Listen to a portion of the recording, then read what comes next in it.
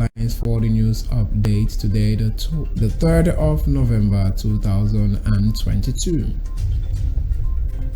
FEC approves 506 billion naira for completion of East-West Road affected by flooding. Peter Obi reviews plan for IPOB and other agitators. And in business news this morning, Lagos government drivers meeting continues Friday. Strike persists. Federal government approves tax exemption, single-digit loan rates for investors to boost Nigeria's sports value chain. Power, Senate to grill minister over 147 billion naira projects. Good morning. Welcome to News Update from your number one business radio, BroadStreet Radio. In association with Automedics Auto Care Limited, Ajao Estate Branch and Dependable Securities Limited. I am Otosi James Chuku, and here are the news in full.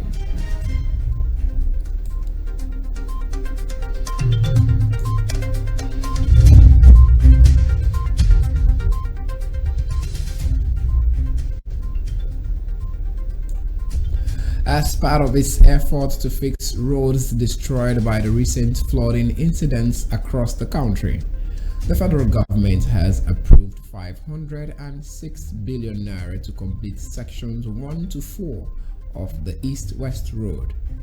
The approval was given during the Federal Executive Council, FEC, presided over by the Vice President Yemi Osinbajo on Thursday. Laolu Akonde, the Senior Special Assistant to the President on Media and Publicity, said the approval is for the variation order concerning repair works on the East-West Road project. According to Laolu Akonde, the total contract sum for the remaining sections 1 to 4 of the road was increased from an initial sum of 246 billion naira to 506 billion naira. This is due to some repair works that need to be carried out in addition to completing the remaining sections. Some leaders of the People's Democratic Party in Oyo State have opposed Governor Seyi Makinde following his declaration not to support the presidential candidate of the party, Alhaji Atiku Abubakar. They spoke in Ibadan on Wednesday at the emergency meeting of the leaders of the party from the 33 local government areas of the state. They declared their support for Atiku, who Makinde and 4 other PDP governors are working against. Makinde had on Saturday during a live radio program said he and other aggrieved PDP governors would not work for the presidential candidate of the party for some reasons. The presidential candidate of Labour Party, Mr. Peter Obi, has said he would dialogue with the members of the proscribed indigenous peoples of Biafra, IPOB, and other agitators to restore peace in the country if elected president in 2023. Obi stated this while responding to questions on insecurity in the country during a visit to the corporate headquarters of the Media Trust Group, owners of Daily Trust Titles and Daily Trust TV in Abuja, on Wednesday. Obi said if elected, he would govern by consensus and listen to all for smooth administration of the country. Stay tuned. Business news in a jiffy.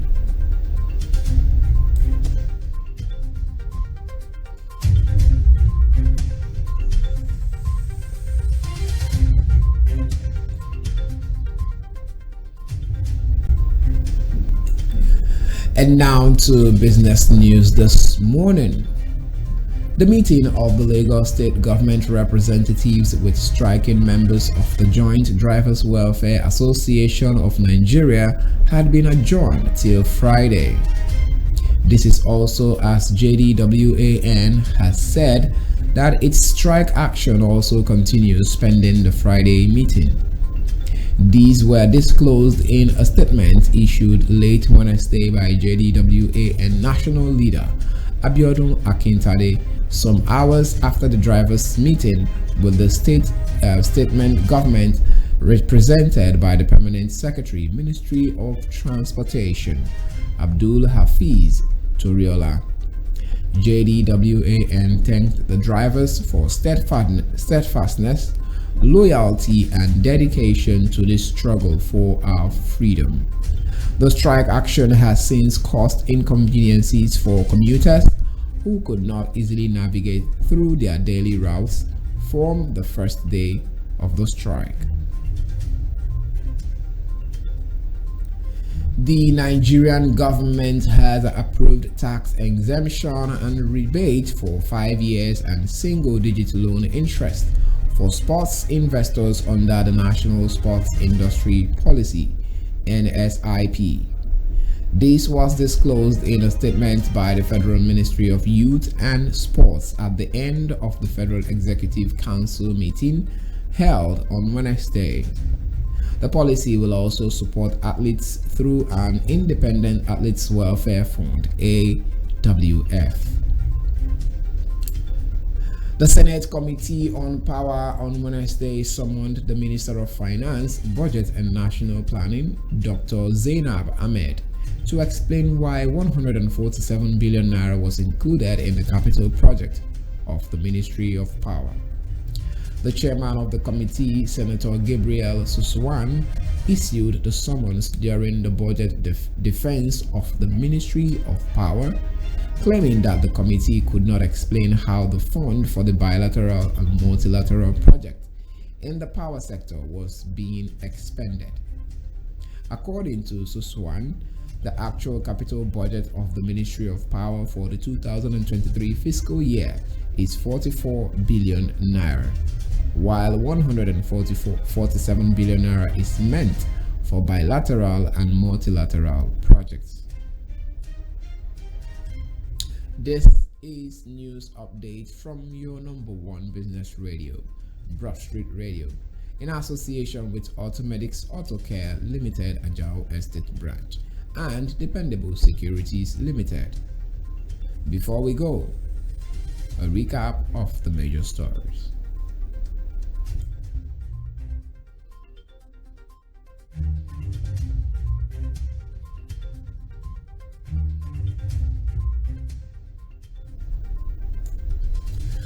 FEC approves 506 billion naira for completion of East-West Road affected by flooding.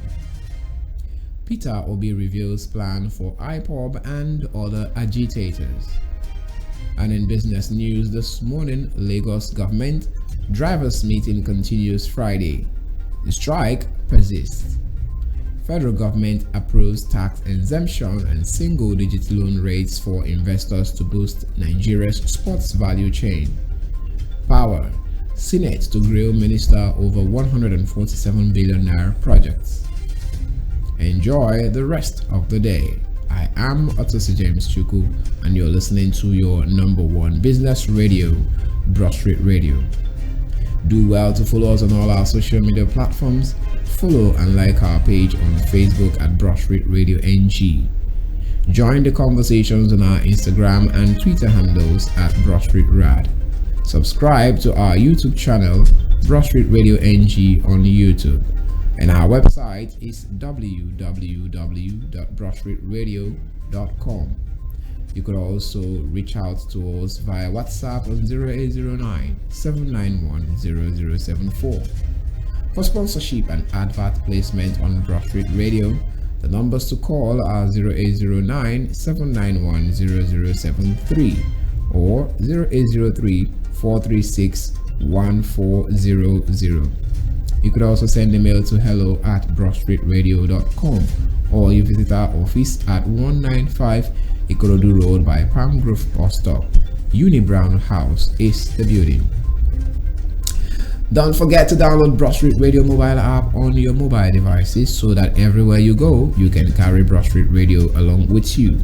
For Android phone users, visit the Google Play Store, and the Apple phone users, visit the Apple App Store to download BroadStreet Radio mobile app. Do have a wonderful day ahead.